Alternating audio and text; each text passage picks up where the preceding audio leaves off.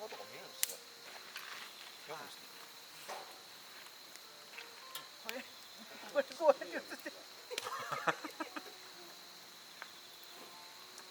石田漫画とか見るんですか。これで見て少女漫画それこそ小学生の時ドラゴンボールとか全部集めてたんですか。ドラゴンボールはむっちゃ長かったでしょ。途中でやめましたね。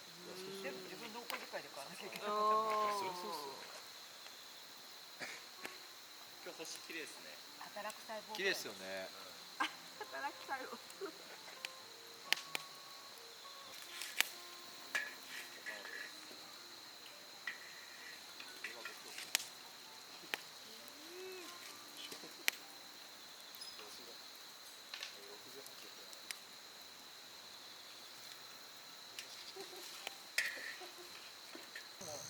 あ、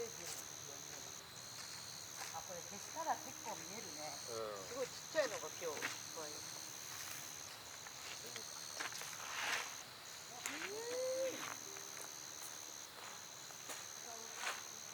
それだけじゃ変わんないんだよ。テント内も意外と明るいのか。綺麗ですね。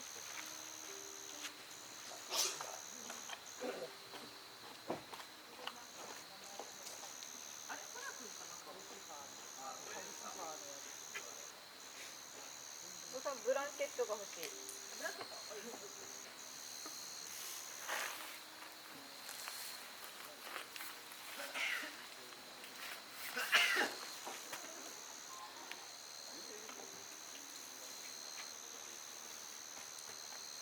全然違うじゃないですか。ちっちゃいのがすごい見えますね。